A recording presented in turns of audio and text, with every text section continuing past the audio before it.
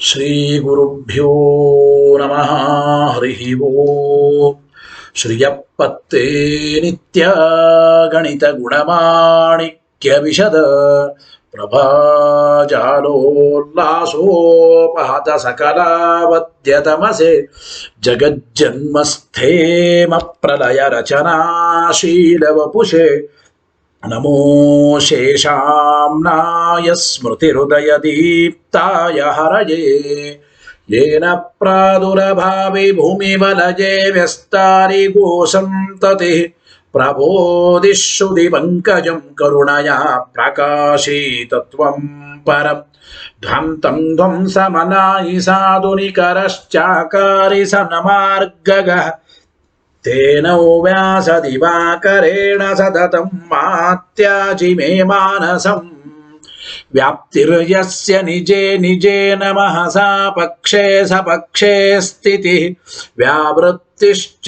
ವಿಪಕ್ಷತೋತ ವಿಷಯೇ ಶಕ್ತಿರ್ನ ವೈಬಾಧಿತೆ ನೈವಾಸ್ತಿ ಪ್ರತಿಪಕ್ಷಯುಕ್ತಿರತುಲಂ ಶುದ್ಧಂ ಪ್ರಮಾಣಂ ಸಮ ಭೂಯಾತ್ತತ್ವ ವಿನಿರ್ಣಯಾಯ ಭಗವಾನಾನಂದತೀರ್ಥೋ ಮುನಿಃ ಭವತಿ ಯದನುಭಾವಾದೇಡಮೂಕೋಪಿ ವಾಗ್ಮಿ ಜಡಮತಿರಪಿ ಜಂತುರ್ಜಾಯತೆ ಪ್ರಾಜ್ಞಮೌಲಿಃ ಸಕಲವಚನಚೇತೋ ದೇವತಾ ಭಾರತೀ ಸ ಮಮ ವಚಸಿ ನಿಧತ್ತಾಂ ಸನ್ನಿಧಿಂ ಮಾನಸೇ ಚ ರಮಾನಿವಾಸೋಚಿತವಾಸ ಭೂಮಿ ಸನ್ಯಾಯ ರತ್ನಾವಲಿ ಜನ್ಮಭೂಮಿ ವೈರಾಗ್ಯ ಭಾಗ್ಯೋ ಮಮ ಪದ್ಮನಾಭತೀರ್ಥಾಮೃತಾಬ್ಧಿರಭವತಾದ್ವಿಭೂತ್ಯೈ ಪದವಾಕ್ಯ ಪ್ರಮಾಣಜ್ಞಾನ್ ಪ್ರತಿವಾದಿ ಮದಚ್ಛಿದಃ ಶ್ರೀಮದಕ್ಷೋಭ್ಯತೀರ್ಥಾಖ್ಯಾನುಪತಿಷ್ಠೆ ಗುರುನ್ ಮಮ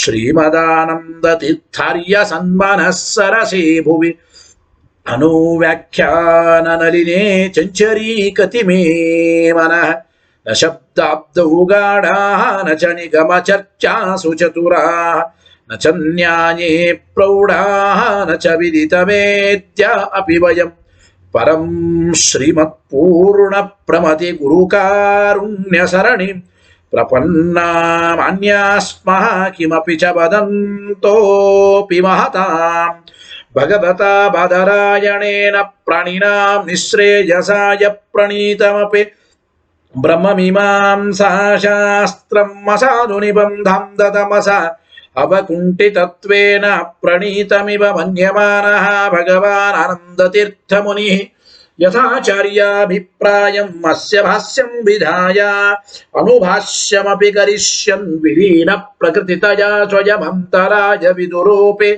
ಅನವರತಮೀಶ್ವರ ಪ್ರವಣಕಾಯ ಕರ್ಣರುತ್ತಿರಪಿ ನಾರಾಯಣ ಪ್ರಣಾಮಾದಿಕಂ ಪಾರೀಪ್ಸಿತಸ್ಯ ಅನಂತರಾಯ ಪರಿಸಮಾಪ್ತೇಃ ಪ್ರಚಯಸ್ಯ ಚ ಹೇತುತಯಾ ಅವಗೀತ ಶಿಷ್ಟಾಚಾರ ಪರಂಪರಾದಿನಾ ಅವಗತಂ ಅವಶ್ಯಂ ಕರಣೀಯಂ ಶಿಷ್ಯಾನ್ ಗ್ರಾಹಯಿತುಂ ಗ್ರಂಥಾದೌ ನಿಬಧ್ನಾತಿ ನಾರಾಯಣಮಿತಿ ನಾರಾಯಣಂ ನಿಖಿಲ ಪೂರ್ಣ ಗುಣೈಕದೇಹಂ ನಿರ್ದೋಷಮಾಪ್ಯತಮಮಪ್ಯಖಿಲೈಸು ವಾಕ್ಯೈಃ ಅಸ್ಯೋದ್ಭವಾದಿದಮಶೇಷ ವಿಶೇಷತೋಪಿ ವಂದ್ಯಂ ಸದಾ ಪ್ರಿಯತಮಂ ಮಮ ಸನ್ನಮಾಮಿ ತಮೇವ ಶಾಸ್ತ್ರ ಪ್ರಭವಂ ಪ್ರಣಮ್ಯ ಜಗದ್ಗುರುಣಾಂ ಗುರುವಂಜಸೈವ ವಿಶೇಷತೋ ಮೇ ಪರಮಾಖ್ಯ ವಿದ್ಯಾವ್ಯಾಖ್ಯಾಂ ಕರೋಮ್ಯನ್ವಪಿ ಚಾಹಮೇವ ಓಂ ಓಮಥಾತೋ ಬ್ರಹ್ಮ ಜಿಜ್ಞಾಸಾ ಓಂ ಶ್ರುತಿ ಕ್ಷೀರಾಬ್ಧಿ ಮಾಮಥ್ಯ ಧೀಮಂ ದರಮಹೀಭೃತ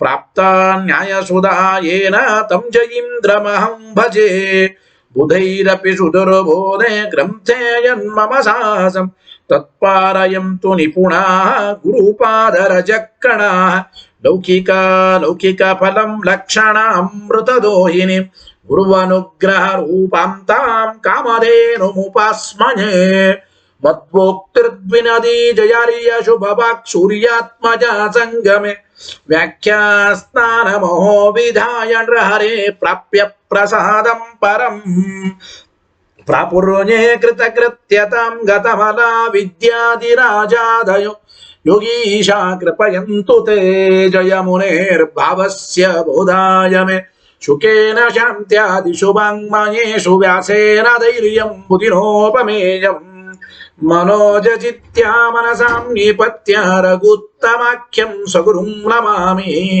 ನ ದಗ್ಧಂ ಯಸ್ಯ ಕೌಪೀನಂ ಅಗ್ನೋ ದತ್ತಮಪಿ ಸ್ಫುಟಂ ವೇದೋ ವ್ಯಾಸ ಗುರುಂ ನೌಮಿ ಶ್ರೀವೇದೇಶ ನಮಸ್ಕೃತಂ ಸತ್ಯನಾಥ ಗುರು ಪಾತು ಯೋಧೀರೋ ನವಚಂದ್ರಿಕಾ ನವಾಮೃತ ಗದಾ ತೀರ್ಥ ತಾಂಡವಾನಿ ವ್ಯಚೀಕೃಪತ ಆರೂಢ ಸಹಸಾ ಯತೀಂದ್ರ ಪದವೀಂ ಗತ್ವಾ ಚ ವಾರಾಣಸಿ ತತ್ರತ್ಯಾನ್ ಕುಮತ ಪ್ರಚಾರ ನಿರತಾನದ್ವೈತ ದಿಗ್ಧಂತಿನಃ ಪ್ರೌಢಾರ್ಥೇ ವಚನೆ ಸುಯುಕ್ತಿ ಖಚಿತೈ ಸಂಭೀಷಯನ್ಮೋದಯನ್ ಸತ್ಯಧ್ಯಾನ ಸುಕೇಸರಿ ವಿಜಯತೆ ಪಾದಾಸಿತ ಶ್ರೀಪತೆ ಪ್ರಾವೋಚದ್ಯೋತಿಕಂ ನ್ಯಾಯ ಸುಧಾ ವಾಕ್ಯಾರ್ಥ ಚಂದ್ರಿಕಾ ಸತ್ಯ ಪ್ರಜ್ಞ ಗುರುರ್ದದ್ಯಾತ್ ಪ್ರಜ್ಞಾಂ ವೈದಾಂತಿಕೀಂ ಸದಾ ಬಂಧುಸ್ತ್ವಂ ಗುರುರಿಷ್ಟ ದೈವತಮಿತಿ ತ್ವತ್ಪಾದ ಪಂಕೇರುಹಂ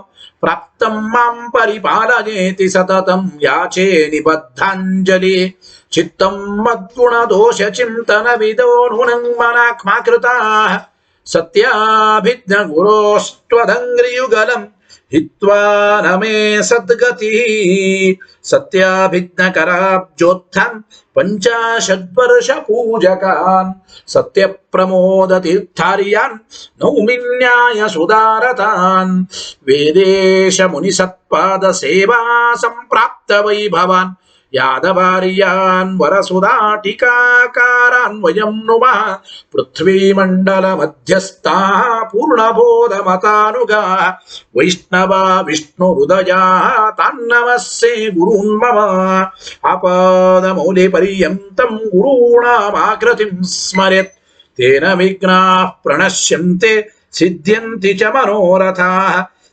ಶುಭಾನ್ ಧ್ಯಾಯಂತಿ ಯೇ ಕಾಮಾನ್ ಗುರುದೇವ ಪ್ರಸಾದಜಾನ್ ಇತರಾನ್ ಆತ್ಮಪಾಪೋತ್ಥಾನ್ ತೇಷಾಂ ವಿದ್ಯಾ ಫಲಿಷ್ಯತಿ ಏರಹಂ ಶುಕವತ್ ಸಮ್ಯಕ್ ಶಿಕ್ಷಿತೋಸ್ಮಿ ಕೃಪಾಲುಭಿಃ ಶ್ರೀಮತ್ ಸತ್ಯಾತ್ಮತೀರ್ಥಾರ್ಯಾನ್ ವಂದೇ ವಿದ್ಯಾ ಗುರೂನ್ ಮಮ ಸತ್ಪ್ರಮೋದ ಕೃಪಾಪಾತ್ರಂ ಜಗತ್ ಪೂಜ್ಯ ಮಹಾಗುರುಂ ಸದಾ ಸಚ್ಛಾಸ್ತ್ರ ನಿರತಂ ಶ್ರೀ ಸತ್ಯಾತ್ಮ ಮುನಿಂ ಭಜೆ ಸ್ವಸ್ತ್ಯಸ್ತು ಸತಾಮಖಿಲ ಸನ್ಮಂಗಲಾನಿ ಭವಂತು ಶ್ರೀ ಗುರುಭ್ಯೋ ನಮಃ ಹರಿ ಓಂ. ಇವತ್ತಿನ ದಿನ ಅತ್ಯಂತ ಪರಮ ಪವಿತ್ರವಾಗಿರತಕ್ಕಂತಹ ದಿವಸ. ನಮ್ಮೆಲ್ಲರ ಗುರುಗಳು, ನಮಗೆ ಪಾಠ ಹೇಳಿದ ಸ್ವರೂಪೋದ್ಧಾರಕ ಗುರುಗಳು, ಉತ್ತರಾದಿ ಮಠಾಧೀಶರು, ಸತ್ಯಾತ್ಮಚಿತ್ತ ಶ್ರೀಪಾದಂಗಳವರ ಪೀಠಾರೋಹಣ ಮಹೋತ್ಸವ. ಇವತ್ತು ರಘುತ್ತಮರ ದಿವ್ಯ ಸನ್ನಿಧಾನದಲ್ಲಿ ಸತ್ಯ ಪ್ರಮೋದ ತೀರ್ಥ ಶ್ರೀಪಾದಂಗಳವರು ಸತ್ಯಾತ್ಮತೀರ್ಥ ಶ್ರೀಪಾದಂಗಳವರಿಗೆ ಆಶ್ರಮವನ್ನು ನೀಡಿರತಕ್ಕಂತಹ ದಿವಸ. ಪೀಠಾರೋಹಣ ಮಹೋತ್ಸವ ಅಂತ ಕರೆಯುತ್ತಾರೆ. ಅಂತಹ ಗುರುದ್ವಯರನ್ನ, ಗುರುಗಳಾದ ಸತ್ಯ ಪ್ರಮೋದ ತೀರ್ಥ ಶ್ರೀಪಾದಂಗಳವರನ್ನ, ನಮ್ಮ ಸ್ವರೂಪೋದ್ಧಾರಕ ಗುರುಗಳಾದ ಸತ್ಯಾತ್ಮತೀರ್ಥ ಶ್ರೀಪಾದಂಗಳವರನ್ನ ಭಕ್ತಿಯಿಂದ ನಾವೆಲ್ಲರೂ ಸ್ಮರಣೆ ಮಾಡುತ್ತಾ, ಅವರಿಗೆ ನಮಸ್ಕಾರವನ್ನ ಮಾಡುತ್ತಾ, ಇವತ್ತಿನ ನ್ಯಾಯಸುಧೆಯ ಪಾಠವನ್ನ ಅವರ ಚರಣಾರವಿಂದಗಳಲ್ಲಿ ಸಮರ್ಪಣೆ ಮಾಡೋಣ ಅಂತ ತಿಳಿಸ್ತಾ, ಇವತ್ತಿನ ವಿಷಯ ಏನಪ್ಪ ಅಂತಂದ್ರೆ, ಶ್ರುತಿಯಲ್ಲಿ ತಮೇವಂ ವಿದ್ವಾನ್ ಅಮೃತ ಇಹ ಭವತಿ ಅಂತ ಬಂತು. ತಮ್, ಆ ಪರಮಾತ್ಮನನ್ನೇ ತಿಳಿಯಬೇಕು, ಭಗವಂತನ ಜ್ಞಾನದಿಂದಲೇ ಮೋಕ್ಷ ಎಂಬ ವಿಚಾರ ಹೇಳಿದ್ದಾರೆ. ನೋಡಿ, ಇಲ್ಲಿ ತಮ್ ಎಂಬ ತತ್ಶಬ್ದದಿಂದ ಪರಮಾತ್ಮನನ್ನೇ ಯಾಕೆ ಪರಾಮರ್ಶೆ ಮಾಡಬೇಕು? ಅನ್ನಾತ್ ಪುರುಷ ಅಂತ ಹೇಳಿದಂತೆ ಪುರುಷ ಶಬ್ದದಿಂದ ಪ್ರತ್ಯಕ್ಷ ಕಾಣುವ ಶರೀರಾದಿಗಳು ಪ್ರಸಕ್ತವಾಗಿವೆ. ಆದ್ದರಿಂದ ಆ ಪ್ರಸಕ್ತವಾದ ಶರೀರಾದಿಗಳನ್ನ ಪರಾಮರ್ಶೆ ಮಾಡೋಣ. ಗೊತ್ತಾಯಿತೋ? ಇಲ್ಲಿ ಪರಮಾತ್ಮನನ್ನೇ ಯಾತಕ್ಕೆ ಪರಾಮರ್ಶೆ ಮಾಡಬೇಕು ಅಂದ್ರೆ ಅದಕ್ಕೆ ಉತ್ತರ ಹೇಳ್ತಾ ಇದ್ದಾರೆ. ಸುಧಾವಾಕ್ಯ ನೋಡಿ. ನಚ ಏವಮಪಿ ಅನ್ನರಸಮಯಸ್ಯ ಪ್ರಕೃತ ಸರ್ವಾತ್ಮಕತ್ವಾಪತ್ತಿ. ಕೆಲವರು ಅನ್ಬೋದು, ಏನು ಇಷ್ಟೆಲ್ಲ ನೀವು ಹೇಳಿದರೂ ಕೂಡ ನೋಡಿ, ಭೂತ ಪದಾರ್ಥಗಳು ಮತ್ತು ಭೌತಿಕ ಪದಾರ್ಥಗಳು ಇವೆಲ್ಲವೂ ಪ್ರಕೃತವಾಗಿದ್ದರೂ ಕೂಡ ಏವಮಪಿ ಭೂತ ಪದಾರ್ಥಗಳು ಅಂದ್ರೆ ಪಂಚಮಹಾಭೂತಗಳು, ಆಮೇಲೆ ಭೌತಿಕ ಪದಾರ್ಥಗಳು ಇವೆಲ್ಲವೂ ಪ್ರಕೃತವಾಗಿದ್ದರೂ ಕೂಡ ಈ ಅನ್ನರಸಮಯ ಎಂಬ ಪ್ರಕರಣದಲ್ಲಿ, ಈ ಅನ್ನರಸಮಯ ಪ್ರಕರಣದಲ್ಲಿ ಆ ಭೂತ ಪದಾರ್ಥಗಳು ಭೌತಿಕವಾದ ಪದಾರ್ಥಗಳು ಎಲ್ಲವನ್ನ ಬಿಟ್ಟು ಎಲ್ಲವನ್ನ ಪರಿತ್ಯಾಗ ಮಾಡಿ ಕೇವಲ ಶ್ರೀಹರಿಯ ಪರಾಮರ್ಶವನ್ನೇ ನೀವು ಅಂಗೀಕಾರ ಮಾಡಿದ್ದೀರಿ. ನೋಡಿ, ಪ್ರಕೃತಾನಾಮಪಿ ಭೂತಾದೀನಾಂ ಪರಿತ್ಯಾಗೇನ ಹರಿರೇವ ಪರಾಮರ್ಶ ಅಂಗೀಕಾರಾತ್. ಅಂದ್ರೆ ಅಭಿಪ್ರಾಯ, ಭೂತ ಪದಾರ್ಥಗಳು ಭೌತಿಕ ಪದಾರ್ಥಗಳು ಎಲ್ಲವನ್ನ ಬಿಟ್ಟು ಕೇವಲ ಪರಮಾತ್ಮನನ್ನೇ ಪರಾಮರ್ಶೆ ಮಾಡಿದ್ದೀರಿ ಅಂದ ಮೇಲೆ ಈ ಪರಮಾತ್ಮನಿಗೆ ಸರ್ವಾತ್ಮಕತ್ವ ಅಂಬೋದು ಬರಬೇಕಾಯಿತಲ್ಲ ಅಂತ ಪ್ರಶ್ನೆ. ಅಂದ್ರೆ ಬೇರೆ ಎಲ್ಲ ಶಬ್ದಗಳಿಂದ ಪ್ರಕೃತವಾಗುವ ಭೂತಾದಿ ಸರ್ವಾತ್ಮಕತ್ವ ಪರಮಾತ್ಮನಿಗೆ ಬಂತಲ್ಲ ಅಂತ ಪ್ರಶ್ನೆ. ಅಂದ್ರೆ ನೀವು ತಮ್ಮ ಅಂತಂದ್ರೆ ಪರಮಾತ್ಮನನ್ನೇ ಪರಾಮರ್ಶೆ ಮಾಡಬೇಕು ಅಂತ ಅಂಗೀಕಾರ ಮಾಡಿದ್ದೀವಿ. ತಮ್ ಎಂಬುವ ತತ್ಪುರುಷದ ಅಂದ್ರೆ ಆ ತತ್ ಶಬ್ದದಿಂದ ಪರಮಾತ್ಮನನ್ನೇ ಪರಾಮರ್ಶೆ ಮಾಡಬೇಕು ಅಂತ ಒಪ್ಪಿದ್ದೀರಿ.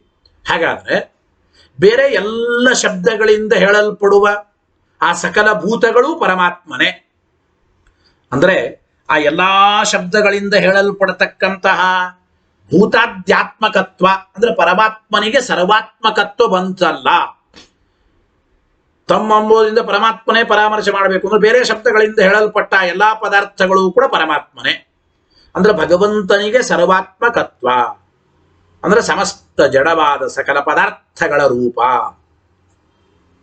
ಜಡವಾದ ಸಕಲ ಪದಾರ್ಥಗಳಿಂದ ಪರಮಾತ್ಮನಿಗೆ ಅಭೇದ ಎಂಬ ಅರ್ಥದಲ್ಲಿ ತಮ್ಮ ಅಂಬೋದ್ರಿಂದ ಪರಮಾತ್ಮನನ್ನೇ ಪರಾಮರ್ಶೆ ಮಾಡಿಬಿಟ್ರೆ ಆ ಭಗವಂತನಿಗೆ ಸರ್ವಾತ್ಮಕತ್ವ ಬರಬೇಕಾದೀತಲ್ಲ.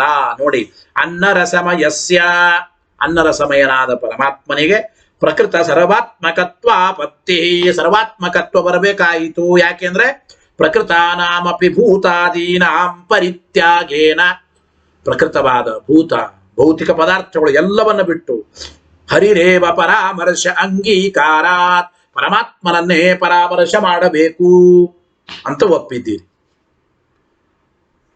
ಅಂತಂದ್ರೆ ನಚ ಏವಮಪಿ ಈ ರೀತಿಯಾಗಿ ಆ ಭಗವಂತನಿಗೆ ಸರ್ವಾತ್ಮಕತ್ವ ಬರಬೇಕಾದೀತು ಎಂಬ ಪ್ರಸಂಗ ಇಲ್ಲ ಅಂದ್ರು. ನಚ ಏತದಪ್ಯನ್ಯಾಯಂ ಅಂದ್ರು. ನಚ ಏತದ್ ಅನ್ಯಾಯಂ ಹಂಗ ಓದ್ಬೇಕ. ನಚೈತದನ್ಯಾಯಂ ನಚ ಏತತ್ ಅನ್ಯಾಯಂ. ಇದು ಸರ್ವಥ ಅನ್ಯಾಯವಾದದ್ದು ಅಲ್ಲ. ಅಂದ್ರೆ ಭಗವಂತನಿಗೆ ಸರ್ವಾತ್ಮಕತ್ವ ಬಂದು ಬಿಡುತ್ತದೆ, ಏನು ಮಾಡಿಬಿಡೋದು ಅಂತ ಹೇಳಲಿಕ್ಕಾಗಲ್ಲ. ಏನು ನೋಡಿ, ಹೌದು ಅಂದ್ರು. ಏನು ಅಂದ್ರೆ ಆಕಾಶಾದಿ ಶಬ್ದಾನ ಹರಾವೇವ ಮುಖ್ಯತ್ವೇನ ತಸ್ಯೈವ ಉತ್ಕಟತೆಯ ಬುದ್ಧಿ ಸನ್ನಿಧಾನಾತ್. ಟೀಕಾಕೃತ್ಪಾದರ ಮಾತು ಏನು ಅಂತಂದ್ರೆ ಭೂತಾದಿಗಳು ಪ್ರಕೃತವಾಗಿವೆ ನಿಜ. ಬೇರೆ ಬೇರೆ ಬೇರೆ ಶಬ್ದಗಳಿಂದ ಭೂತಗಳು ಭೌತಿಕ ಪದಾರ್ಥಗಳು ಅವೆಲ್ಲವೂ ಪ್ರಕೃತವಾಗಿವೆ ನಿಜ. ಆ ಭೂತಾದಿ ಎಲ್ಲ ಪದಾರ್ಥಗಳನ್ನ ಬಿಟ್ಟು ಪರಮಾತ್ಮನನ್ನೇ ಪರಾಮರ್ಶೆ ಮಾಡತಕ್ಕಂಥದ್ದು. ಯಾತಕ್ಕೆ ಅಂದ್ರೆ ಆ ಬೇರೆ ಎಲ್ಲ ಶಬ್ದಗಳು ಉಂಟಲ್ಲ, ಆತ್ಮ ಆಕಾಶಾದಿ ಸಕಲ ಶಬ್ದಗಳು ಅಂದ್ರೆ ಭೂತ ಪದಾರ್ಥಗಳನ್ನು ಹೇಳೋ ಆಕಾಶಾದಿ ಶಬ್ದಗಳು, ಭೌತಿಕವಾದ ಪದಾರ್ಥಗಳು ಔಷಧಿ ಮೊದಲಾದ ಶಬ್ದಗಳು, ಆ ಭೌತಿಕವಾದ ಪದಾರ್ಥಗಳನ್ನು ಹೇಳಿಕೊಡ್ತಕ್ಕಂಥ ಔಷಧಿ ಮೊದಲಾದ ಶಬ್ದಗಳು, ಅಂತೂ ಆಕಾಶಾದಿ ಎಲ್ಲಾ ಶಬ್ದಗಳಿಗೂ ಪರಮಾತ್ಮನಲ್ಲೇ ಮುಖ್ಯ ವೃತ್ತಿ ಉಂಟು ಅಂತ ನಾವು ಒಪ್ಪಿದ್ದೀವಿ.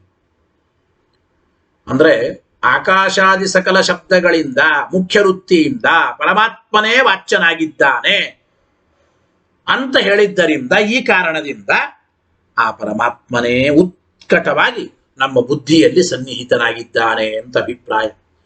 ಕೇವಲ ಭೂತ ಪದಾರ್ಥಗಳು ಭೌತಿಕ ಪದಾರ್ಥಗಳು ಮಾತ್ರ ಪ್ರಕೃತವಾಗಿವೆ ಅಂತ ತಿಳ್ಕೋಬೇಡ್ರಿ. ಯಾಕೆಂದ್ರೆ ಆ ಭೂತ ಪದಾರ್ಥಗಳನ್ನ ಭೌತಿಕ ಪದಾರ್ಥಗಳನ್ನ ಹೇಳಿಕೊಡ್ತಕ್ಕಂಥ ಸಕಲ ಪದಗಳು ಮುಖ್ಯ ವೃತ್ತಿಯಿಂದ ಪರಮಾತ್ಮನನ್ನೇ ಹೇಳಿಕೊಡ್ತಾ ಇವೆ. ಅಂದ ಮೇಲೆ ಆ ಪರಮಾತ್ಮನೇ ಮುಖ್ಯವಾಗಿ ನಮಗೆ ಉತ್ಕಟವಾಗಿ ಬುದ್ಧಿಯಲ್ಲಿ ಸನ್ನಿಹಿತನಾಗಿದ್ದಾನೆ ಅಂದ ಮೇಲೆ ಪರಮಾತ್ಮನೇ ಪ್ರಕೃತನಾದ ಭಗವಂತನ ಪರಾಮರ್ಶೆ ಮಾಡಿದ್ದು ಅತ್ಯಂತ ಯೋಗ್ಯವಾಗಿದೆ. ಪ್ರಕೃತವಾದ ಭೂತಾದಿಗಳನ್ನು ಬಿಟ್ಟು ಅಪ್ರಕೃತವಾದ ಪರಮಾತ್ಮನ ಪರಾಮರ್ಶ ತಮ್ಮಂಬುದರಿಂದ ಮಾಡಿದ್ದೇವೆ ಅಂತ ತಿಳಿಯಬೇಡಿ. ತಮ್ಮಂಬುದರಿಂದ ಭಗವಂತನ ಪರಾಮರ್ಶ ಮಾಡಿದ್ದು ಅತ್ಯಂತ ಯುಕ್ತವೇ. ಇಲ್ರಿ ಆಕಾಶಾದಿ ಶಬ್ದಗಳಿಂದ ಪ್ರಕೃತವಾದದ್ದನ್ನ ಭೂತಾದಿಗಳನ್ನು ಬಿಟ್ಟಿಲ್ಲ ಅಂದ್ರೆ ಆಕಾಶಾದಿ ಎಲ್ಲ ಶಬ್ದಗಳಿಂದ ಮುಖ್ಯ ವೃತ್ತಿಯಿಂದ ವಾಚ್ಯನಾದವನು ಪರಮಾತ್ಮನೇ ಅಂತ ನಾವು ಹಿಂದೆ ಹೇಳಿದ್ದೇವೆ, ಸಮರ್ಥನೆ ಮಾಡಿದ್ದೇವೆ. ಅಂದ ಮೇಲೆ ಆಕಾಶಾದಿ ಯಾವ ಶಬ್ದಗಳಿದ್ದರೂ ಅವು ಮುಖ್ಯ ವೃತ್ತಿಯಿಂದ ಪರಮಾತ್ಮನನ್ನೇ ಹೇಳಿಕೊಡ್ತವೆ. ಆದ್ದರಿಂದ ಇಲ್ಲಿ ತಮ್ಮಂಬೋದ್ರಿಂದ ಭಗವಂತನ ಪರಾಮರ್ಶೆ ಮಾಡಿದ್ದು ಅದು ಯುಕ್ತವೇ. ಆ ಭಗವಂತನು ಪ್ರಕೃತನಾಗಿದ್ದಾನೆ, ಎಲ್ಲ ಶಬ್ದಗಳಿಂದ ಅವನು ವಾಚ್ಯನಾದ್ದರಿಂದ ಭಗವಂತ ಅತ್ಯಂತ ಬುದ್ಧಿ ಸನ್ನಿಹಿತನೇ ಆಗಿದ್ದಾನೆ. ಸರಿ, ಯಾತಕ್ಕೆ ಇಷ್ಟು ಹಠ ಅಂತ ಪ್ರಶ್ನೆ. ಈಶ್ವರನನ್ನೇ ಪರಾಮರ್ಶೆ ಮಾಡಬೇಕು ಅಂತ ಯಾತಕ್ಕೆ, ವ್ಯರ್ಥವಾಗಿ ಯಾತಕ್ಕೆ ಈಶ್ವರನ ಪರಾಮರ್ಶೆ ಮಾಡಬೇಕು ಅಂತ ಪ್ರಶ್ನೆ. ಈಶ್ವರನ ಪರಾಮರ್ಶೆ ಮಾಡತಕ್ಕಂಥದ್ದು ಯಾತಕ್ಕೆ ಅಂತಂದ್ರೆ ನಚ ಈಶ್ವರ ಪರಾಮರ್ಶ ವ್ಯರ್ಥ. ತಮ್ಮಂಬ ಶಬ್ದದಿಂದ ಈಶ್ವರನನ್ನ ಪರಾಮರ್ಶೆ ಮಾಡಿದ್ದು ಇಲ್ಲಿ ಸರ್ವಥಾ ವ್ಯರ್ಥ ಅಂತ ಅನಬೇಡಿ. ವೇಸ್ಟ್ ಅಲ್ಲ, ಇಲ್ಲಿ ವ್ಯರ್ಥವಲ್ಲ. ಯಾತಕ್ಕೆ ಅಂದ್ರೆ ತಸ್ಸೈವ ಅನ್ನಮಯಾದಿ ಪಂಚರೂಪತ ಅಜ್ಞಾಪನಾಯ ಪ್ರಕರಣಾಂತರ ಆರಂಭಾರ್ಥತ್ವಾತ್ ಎಂಬ ಮಾತು ಹೇಳ್ತಾ ಇದ್ದ. ಅದು ನೋಡಿ, ಪರಮಾತ್ಮ ಈಶ್ವರನೇ ಅನ್ನಮಯಾದಿ ಪಂಚರೂಪಗಳು ಉಳ್ಳವನು ಅಂತ ತಿಳಿಸೋದಕ್ಕಾಗಿ ಮುಂದಿನ ಪ್ರಕರಣಗಳು ಆರಂಭವಾಗಿವೆ. ಅನ್ನಮಯಾದಿ ಶಬ್ದಗಳಿಂದ ಮುಖ್ಯ ವೃತ್ತಿಯಿಂದ ವಾಚ್ಯವಾದವರು ಪರಮಾತ್ಮನೇ ಅಂತ ಹೇಳಿ ಆ ಅನ್ನಮಯಾದಿ ಅಂದ್ರೆ ಆ ಶರೀರಾದಿ ಕೋಶಗಳಲ್ಲಿ ಅನ್ನಮಯಾದಿ ಪಂಚರೂಪಗಳಿಂದ ಪರಮಾತ್ಮನೇ ಇದ್ದಾನೆ ಅಂತ ತಿಳಿಸೋದಕ್ಕಾಗಿ ಈ ಬೇರೆ ಪ್ರಕರಣದ ಆರಂಭ ಮಾಡೋದಕ್ಕಾಗಿ ಆ ಪರಮಾತ್ಮನ ಪರಾಮರ್ಶೆ ಮಾಡಿದ್ದು ಅತ್ಯಂತ ಉಪಯುಕ್ತವೇ. ಪ್ರಕರಣಾಂತರ ಆರಂಭಾರ್ಥತ್ವ ತಂದ್ರು. ಅನ್ನಮಯಾದಿ ಪಂಚರೂಪ ಉಳ್ಳವನು ಈಶ್ವರ ಅಂತ ತಿಳಿಸೋದಕ್ಕಾಗೇನೆ ಮುಂದಿನ ಪ್ರಕರಣಗಳು ಆರಂಭವಾಗಿವೆ ಅಂಬೋದಕ್ಕಾಗಿ ಈಶ್ವರನ ಪರಾಮರ್ಶೆ ಮಾಡಿದ್ದು ಅತ್ಯಂತ ಯುಕ್ತವೇ. ಈಶ್ವರನ ಪರಾಮರ್ಶೆ ಸರ್ವಥಾ ವ್ಯರ್ಥವಲ್ಲ ಎಂಬ ಮಾತನ್ನು ಹೇಳ್ತಾ ಇದ್ದ. ಮುಂದೆ ತಸ್ಯ ಚ ಲಕ್ಷಣ ವಿವರಣಾರ್ಥತ್ವೇನ ಉಪಯೋಗಸ್ಯ ಉಕ್ತತ್ವಾತ್. ನೋಡಿ, ಮುಂದಿನ ಪ್ರಕರಣಗಳು ಯಾತಕ್ಕೆ ಉಪಯೋಗ ಬೀಳುತ್ತವೆ? ಆ ಭಗವಂತನಿಗೆ ಹೇಳಿದ ಲಕ್ಷಣವನ್ನ ವಿವರಣೆ ಮಾಡೋದಕ್ಕಾಗೇನೆ ಮುಂದಿನ ಎಲ್ಲ ಪ್ರಕರಣಗಳು ಉಪಯೋಗ ಬೀಳುತ್ತವೆ.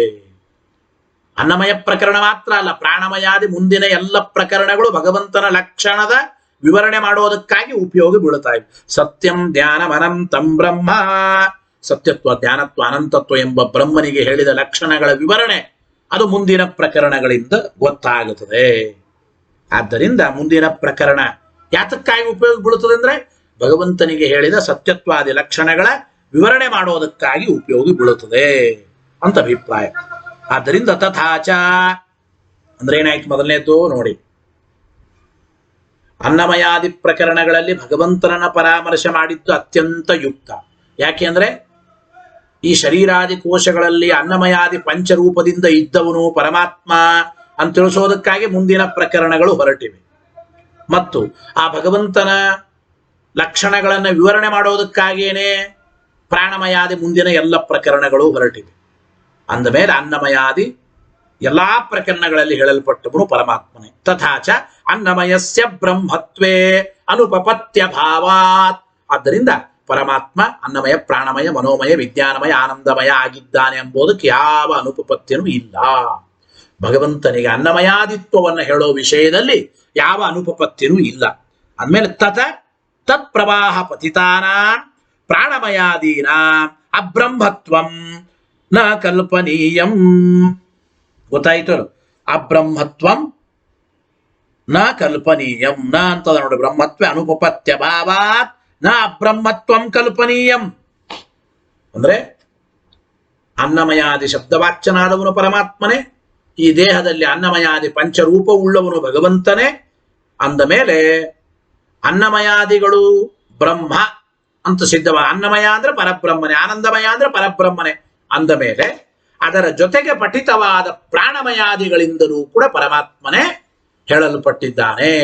ಪ್ರಾಣಮಯ, ಮನೋಮಯ, ವಿಜ್ಞಾನಮಯ ಅಂತಂದ್ರೆ ಅದೂ ಕೂಡ ಪರಮಾತ್ಮನೇ. ಆ ಪ್ರಾಣಮಯಾದಿಗಳು ಬ್ರಹ್ಮ ಅಂತಂದ್ರೇನೆ ಯುಕ್ತ. ಆ ಪ್ರಾಣಮಯಾದಿಗಳನ್ನ ಬ್ರಹ್ಮ ಅಲ್ಲ ಅಂತ ಸರ್ವಥ ಕಲ್ಪನೆ ಮಾಡಬೇಡಿ ಎಂಬ ವಿಚಾರವನ್ನ ಟೀಕಾಕೃತ್ಪಾದರು ಇಲ್ಲಿ ತಿಳಿಸಿಕೊಟ್ರು. ಇದರ ಮೇಲೆ ಮತ್ತೆ ಪ್ರಶ್ನೆ ಉತ್ತರ ಮುಂದೆ ನೋಡಿ. ನಾನು ಕಿಮನೇನ ಬಹುದಾ ಸಂವಿಧಾನೇನ, ಇಲ್ರೇ ಬಹುವಿಧವಾದ ಅನೇಕ ವಿಧವಾದ ಅರ್ಥಗಳನ್ನು ಜೋಡಿಸೋದ್ರಿಂದ ಈ ಪ್ರಯತ್ನದಿಂದ ಏನ್ ಪ್ರಯೋಜನ ಆಗುತ್ತದೆ? ಯಾತಕ್ಕಾಗಿ ಇಷ್ಟು ಕಷ್ಟಪಟ್ಟು ಅನೇಕ ರೀತಿಯ ಅರ್ಥಗಳನ್ನ ಆ ಶಬ್ದಕ್ಕೆ ಜೋಡಿಸ್ತಾ ಇದ್ದೀರಿ? ಈ ಪ್ರಯತ್ನದಿಂದ ಏನ್ ಲಾಭ, ಏನು ಪ್ರಯೋಜನ, ಏನು ಅಂತ ಪ್ರಶ್ನೆ. ಅನೇನ ಬಹುದಾ ಸಂವಿಧಾನೇನ ಕಿಂ, ಈ ರೀತಿ ಅನೇಕ ವಿಧವಾದ ಅರ್ಥಗಳನ್ನು ಜೋಡಿಸೋದಕ್ಕೆ ಏನು ಉಪಯೋಗ, ಏನು ಪ್ರಯೋಜನ, ಏನು ಅಂತಂದ್ರೆ ಹೇಳ್ತಾ ಇದ್ದ. ಶರೀರ ಮಾತ್ರ ಪರಾಮರ್ಶಃ ಅಯಂ ಕಿಂ ನ ಸ್ಯಾತ್. ಅನೇಕ ವಿಧವಾದ ಅರ್ಥಗಳನ್ನ ಜೋಡಿಸಿ ಜೋಡಿಸಿ ಶಬ್ದಗಳಿಗೆ ಹೇಳೋದು ಯಾತಕ್ಕಿಷ್ಟೆಲ್ಲ ಒದ್ದಾಡಬೇಕು? ನೇರವಾಗಿ ಅನ್ನಮಯಾದಿಗಳು ಅಂದ್ರೆ ಶರೀರಾದಿ ಕೋಶಗಳು, ತಮ್ಮಂಬೋದ್ರಿಂದ ಶರೀರಾದಿಗಳನ್ನೇ ಪರಾಮರ್ಶೆ ಮಾಡಬಹುದು ಅಂತ ಹೇಳ್ಬೋದಲ್ಲ. ಶರೀರಾದಿಗಳ ಪರಾಮರ್ಶೆ ಯುಕ್ತವಲ್ಲ ಅಂತ ಯಾತಕ್ಕಂತೀರಿ? ಗೊತ್ತಾಯ್ತು ಇಲ್ಲ? ಆ ಶರೀರಾದಿಗಳ ಪರಾಮರ್ಶವನ್ನೇ ಯಾಕೆ ಮಾಡೋದಿಲ್ಲ ಅಂತ ಮತ್ತೆ ಪ್ರಶ್ನೆ. ಅಂದ್ರೆ ಮೈವಂ ಮಾಯೇವಂ ಹೀಗೆ ಆಕ್ಷೇಪ ಮಾಡಬೇಡಿ. ಯಾಕೆ?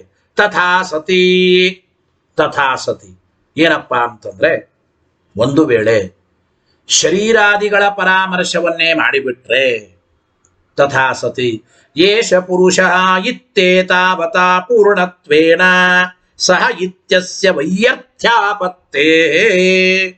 ಶರೀರಾದಿಗಳನ್ನೇ ಪರಾಮರ್ಶ ಮಾಡಿಬಿಟ್ರೆ ತಮ್ಮಂಬೋದ್ರಿಂದ ಯೇಷ ಪುರುಷಃ ಅಂತ ಹೇಳಿದ್ರೆ ಸಾಕು. ಸವಾ ಯೇಷ ಪುರುಷ ವಿಧಯೇವ.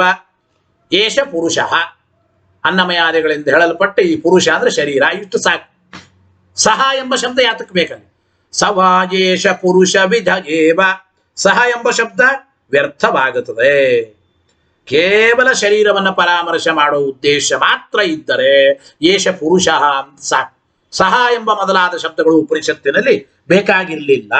ಸಹ ಅಂತ ಹೇಳಿದ್ದಾರೆ ಅಂದ್ರೆ ಇಲ್ಲಿ ಈಶ್ವರನ ಪರಾಮರ್ಶ ಮಾಡುವ ತಾತ್ಪರ್ಯವೇ ಶಾಸ್ತ್ರಕಾರರಿಗೆ ಉಂಟು, ಉಪನಿಷತ್ತಿಗೆ ಇದೆ.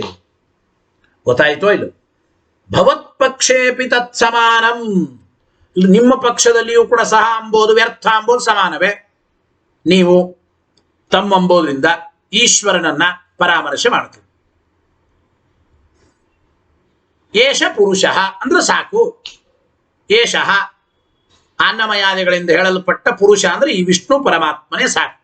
ನಿಮ್ ಪ್ರಕಾರನೂ ಕೂಡ ಸಹ ಅಂಬೋದು ವ್ಯರ್ಥನೆ ಆಗುತ್ತದೆ ಅಂತ ಮತ್ತೆ ಪ್ರಶ್ನೆ ಬಂದ್ರೆ, ಭವತ್ ಪಕ್ಷೇಪಿ ತತ್ ಸಮಾನಂ ಇತಿ ಚೇತ್. ಈ ಪ್ರಶ್ನೆ ಬಂದ್ರೆ ಇತಿ ಚೇನ್ನ, ನಮ್ಮ ಪಕ್ಷದಲ್ಲಿ ಸಹ ಅಂಬೋದು ಅದು ವ್ಯರ್ಥ ಆಗೋದಿಲ್ಲ ಎಂಬ ಅಭಿಪ್ರಾಯದಿಂದಲೇ ಹೇಳ್ತಾ ಇದ್ದಾರೆ. ಇತ್ಯಭಿಪ್ರೇತ್ಯ ಆಹಾ, ಈ ಅಭಿಪ್ರಾಯದಿಂದ ಉತ್ತರವನ್ನು ಹೇಳ್ತಾ ಇದ್ದಾರೆ. ಏನು? ಸಹ ಇತಿ. ನೋಡಿ, ಸಹ ಇತಿ ಏನಪ್ಪಾ ಅಂತಂದ್ರೆ, ಶ್ಲೋಕ ಹೇಳಿ ಅರ್ಥ ಹೇಳ್ತೇನೆ. ಸ ಇತ್ಯಾತ್ಮ ಪದೋದ್ದಿಷ್ಟ ಹೇಳಿ. ಸ ಇತ್ಯಾತ್ಮ ಪದೋದ್ದಿಷ್ಟ ಏಷ ಜೀವ ಶರೀರಗಃ. ಏಷ ಜೀವ ಶರೀರಗಃ ಏನರ್ಥ? ಸವಾಯೇಷ ಪುರುಷ ವಿಧಜೇವ ಅಂತ ಹೇಳುವಾಗ ಸಹ ಎಂಬ ಶಬ್ದದಿಂದ ಆತ್ಮಪದದಿಂದ ಹೇಳಲ್ಪಟ್ಟ ಪರಮಾತ್ಮನೇ ವಾಚ್ಯನಾಗಿದ್ದಾನೆ. ಆತ್ಮಪದೋದ್ದಿಷ್ಟ ಜೀವ ಶರೀರಗಃ ಏಷಃ ಸಹ ಇತಿ ಅಂತ ಅಭಿಪ್ರಾಯ.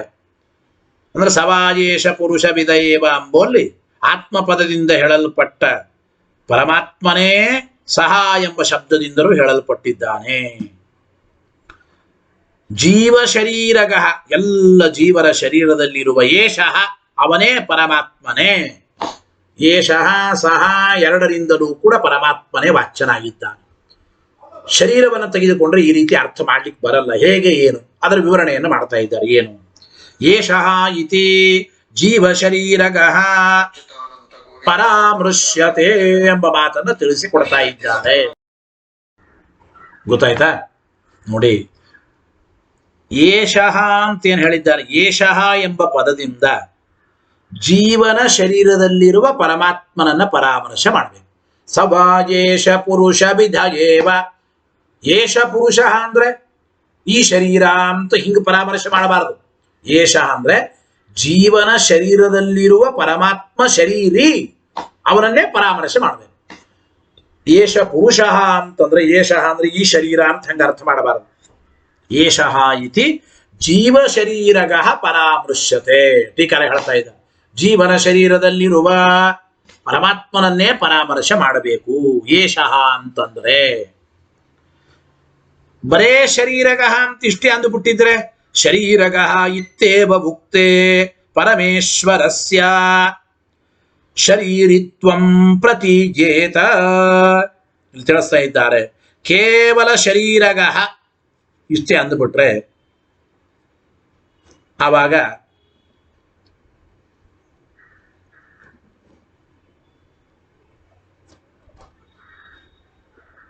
ಪರಮೇಶ್ವರನು ಶರೀರಿ ಇಷ್ಟ ಅರ್ಥ ಉಳ್ಳದ್ದು ಆಗ್ತಾ ಇತ್ತು.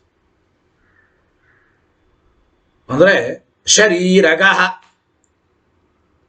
ಪರಮಾತ್ಮನು ಶರೀರ ಉಳ್ಳವನಾಗಿದ್ದಾನೆ, ಇಷ್ಟೇ ಅರ್ಥ ಬರ್ತಾ ಇತ್ತು ಬರೀ ಶರೀರಗ ಅಂತಂದಿದ್ರೆ. ಜೀವ ಶರೀರಗಃ ಅಂತ ಹೇಳೋದರಿಂದ ನೋಡಿ, ಅತಃ ಜೀವ ಇತ್ಯುಕ್ತಂ. ಜೀವ ಶರೀರಗಃ ಅಂತ ಹೇಳೋದ್ರಿಂದ ಜೀವನ ಶರೀರದಲ್ಲಿರುವ ಪರಮಾತ್ಮ ತಾನು ಒಂದು ಶರೀರವುಳ್ಳ ಪರಮಾತ್ಮ. ಈ ಅರ್ಥ ನಮಗೆ ಬೇಕಾಗಿಲ್ಲ. ಈಗ ಏಷಃ ಅಂಬೋದ್ರಿಂದ ಈ ಜೀವನ ಶರೀರದಲ್ಲಿರುವ ಪರಮಾತ್ಮ ಅಂತ ನಮಗೆ ವಿವಕ್ಷ ಬೇಕಾಗಿತ್ತು. ಅದಕ್ಕಾಗಿ ಏಷ ಜೀವ ಶರೀರಗಃ, ಜೀವ ಶರೀರಗಃ ಎಂಬ ಶಬ್ದವನ್ನ ಆಚಾರ್ಯರು ಹೇಳಿದ್ದಾರೆ. ಅತಃ ಜೀವ ಇತ್ಯುಕ್ತಂ. ಮತ್ತು ಕಿಂಚ ಶರೀರ ಪರಾಮರ್ಶೆ. ನಿಮ್ಮ ಪ್ರಕಾರ ಸವಾಯೇಷ ಪುರುಷ ವಿಧಯ ಎಂಬಲ್ಲಿ ಶರೀರವನ್ನೇ ಪರಾಮರ್ಶೆ ಮಾಡಬೇಕು ಅಂತ ಆಗಿದ್ರೆ ಅವಾಗ ಸವಾಯೇಷ ಪುರುಷೋನ್ನಮಯ ಇತ್ತೇವ ವಕ್ತವ್ಯಂ. ನೋಡಿ, ಶರೀರ ಮಾತ್ರ ಪರಾಮರ್ಶೆ ಮಾಡುವ ಉದ್ದೇಶ ಇದ್ದಿದ್ರೆ ಏಷಃ ಅಂಬೋದರಿಂದ ಅವಾಗೇನು ಸವಾಯೇಷ ಪುರುಷೋನ್ನ ರಸಮಯ. ರಸಮಯ ಅನ್ನಬಾರ್ದು, ಸವಾಯೇಷ ಪುರುಷೋನ್ನಮಯ. ಅಯಂ ಪುರುಷ ಅನ್ನಮಯ. ಅಯಂ ಪುರುಷ ಈ ದೇಹವು ಅನ್ನಮಯ, ಅನ್ನದ ವಿಕಾರವಾಗಿದೆ, ಇಷ್ಟೇ ಅರ್ಥ ಹೇಳಬೇಕಾಯಿತು. ಸವಾಯೇಷ ಪುರುಷ ಅನ್ನಮಯ ಇತ್ತೇವ ವಕ್ತವ್ಯ.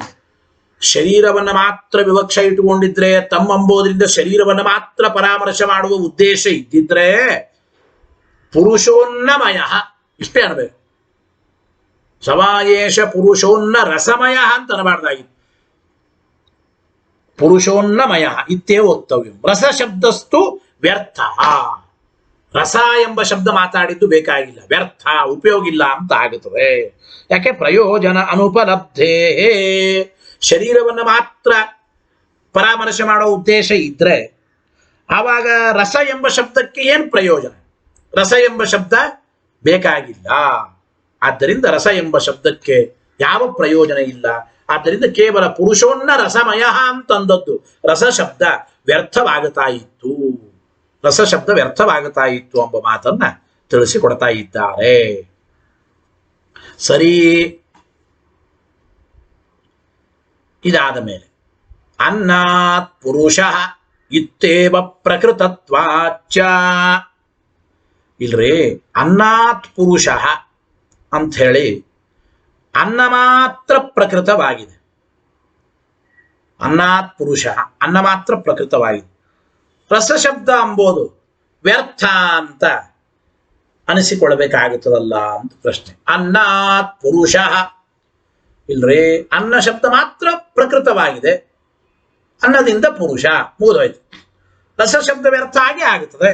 ಅನ್ನಾತ್ ಪುರುಷ ಇತ್ತೇವ ಪ್ರಕೃತತ್ವಾಚ ನಚ ಅಸ್ಮತ್ ಪಕ್ಷೇ ರಸ ಶಬ್ದಸ್ಯ ವೈಯರ್ಥ್ಯಂ. ದೇಹವನ್ನ ಪರಾಮರ್ಶೆ ಮಾಡಬೇಕು ಅಂಬೋರ ಪಕ್ಷದಲ್ಲಿ ರಸಶಬ್ದ ಹೆಂಗ ವ್ಯರ್ಥನೋ, ತಮ್ಮ ಅಂಬೋದ್ರಿಂದ ಪರಮಾತ್ಮನನ್ನ ಪರಾಮರ್ಶೆ ಮಾಡಬೇಕು ಎಂಬ ನಿಮ್ಮ ಪಕ್ಷದಲ್ಲಿಯೂ ಕೂಡ ರಸಶಬ್ದ ಅಂಬೋದು ವ್ಯರ್ಥ ಅಂತ ಆಗ್ತದಲ್ಲ ಅಂತಂದ್ರೆ, ನಮ್ಮ ಪಕ್ಷದಲ್ಲಿ ಅಸ್ಮತ್ ಪಕ್ಷೇಪಿ ನಚ ರಸಶಬ್ದಸ್ಯ ವೈಯರ್ಥ್ಯ, ನಮ್ಮ ಪಕ್ಷದಲ್ಲಿ ರಸಶಬ್ದಕ್ಕೆ ವೈಯರ್ಥ್ಯ ಇಲ್ಲ. ರಸಶಬ್ದಕ್ಕೆ ಒಂದು ಸಾರ್ಥಕ್ಯ ಇದೆ. ಏನು ಅಂದ್ರೆ, ಕೇವಲ ಅನ್ನಮಯ ಅಂತ ಇಷ್ಟೇ ಹೇಳಿಬಿಟ್ಟಿದ್ರೆ, ಅನ್ನಮಯ ಇತ್ತೇವ ಮುಕ್ತೆ, ಕೇವಲ ಅನ್ನಮಯ ಅಂತ ಇಷ್ಟೇ ಹೇಳಿಬಿಟ್ಟಿದ್ರೆ, ಪ್ರಕೃತ ಅನ್ನಮಯತ್ವಂ ಇತ್ತೇವ ಪ್ರತೀಯೇತ. ಅನ್ನಮಯ ಅಂತ ಇಷ್ಟೇ ಹೇಳಿಬಿಟ್ರೆ ಪ್ರಾಕೃತವಾದ ಅನ್ನಮಯತ್ವ ಗೊತ್ತಾಗುತ್ತಾ ಇತ್ತು. ಅಂದ್ರೆ ಪರಮಾತ್ಮನಿಗೆ ಪ್ರಾಕೃತವಾದ ಅನ್ನಮಯತ್ವ ಇದೆ, ಪರಮಾತ್ಮನು ಅನ್ನದ ವಿಕಾರ ಅಂತ ಆಗ್ತಾ ಇತ್ತು. ಅದಕ್ಕೆ ಪ್ರಾಕೃತವಾದ ಅನ್ನಮಯತ್ವ ಎಂಬುದು ಪರಮಾತ್ಮನಿಗಿಲ್ಲ. ಪರಮಾತ್ಮ ಅನ್ನ ರಸಮಯನಾದವನು. ತನ್ನಿವೃತ್ತ್ಯರ್ಥತ್ವೇನ ಸಾರ್ಥಕ್ಯಾತ್ ಇತ್ಯಾಶಯವಾರಾಹ ಸಾರೇತಿ. ಪರಮಾತ್ಮ ಕೇವಲ ಅನ್ನಮಯನಾಗಿದ್ದಾನೆ, ಪ್ರಾಕೃತವಾದ ಅನ್ನಮಯತ್ವ ಇಷ್ಟೇ ತೋರ್ತಾ ಇತ್ತು. ಪರಮಾತ್ಮನಿಗೆ ಸರ್ವಥಾ ಕೇವಲ ಪ್ರಾಕೃತವಾದ ಅನ್ನಮಯತ್ವ ಇಲ್ಲ ಅಂತ ತಿಳಿಸುವ ಸಲುವಾಗಿ ನಮ್ಮ ಪಕ್ಷದಲ್ಲಿ ರಸಶಬ್ದ ಎಂಬುದು ಅತ್ಯಂತ ಸಾರ್ಥಕವಾಗಿದೆ ಎಂಬ ವಿಚಾರವನ್ನು ಹೇಳ್ತಾ ಇದ್ದ. ಅದು ಹೇಗೆ? ಅನ್ನ ರಸಮಯ, ನಮ್ಮ ಪಕ್ಷದಲ್ಲಿ ರಸಮಯ ಅಂತ ಹೇಳೋದ್ರಿಂದ ಏನ್ ತಿಳಿಸಿದಂತಾಯಿತು? ಮುಂದಿನ ಅನುವ್ಯಾಖ್ಯಾನ ಶ್ಲೋಕದಲ್ಲಿ ಆಚಾರ್ಯ ಹೇಳ್ತಾ ಇದ್ದ. ಆ ಶ್ಲೋಕವನ್ನ ಹೇಳಿ, ಸಾರಾನ್ನಮಯ ಏವಾಯಂ ನಲೋಕಾನ್ನಮಯ ಪ್ರಭೋ ಇತಿ ತಂ ರಸಶಬ್ದೇನ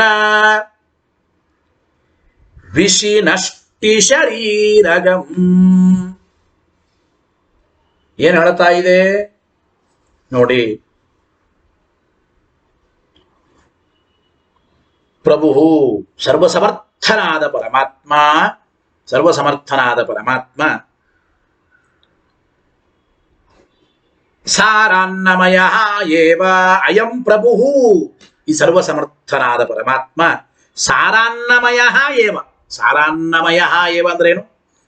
ಅತೃತ್ವದ ಪ್ರಾಚುರ್ಯ ಉಳ್ಳವನಾಗಿದ್ದಾನೆ. ಅಂದ್ರೆ ನಿಜವಾದ ಅತ್ತ, ಸಮಸ್ತ ಜಗತ್ತನ್ನು ತಿನ್ನತಕ್ಕಂಥವನು, ಸಮಸ್ತ ಜಗತ್ತಿನ ಪ್ರಳಯ ಮಾಡತಕ್ಕಂಥವನು ಅದು ಭಗವಂತನೇ, ಪರಮಾತ್ಮನೇ. ಓಂ ಅತ್ತಾಚರಾಚರ ಗ್ರಹಣ ಅನ್ನಮಯ, ಅನ್ನ ರಸಮಯ ಅಂತ ಅರ್ಥ.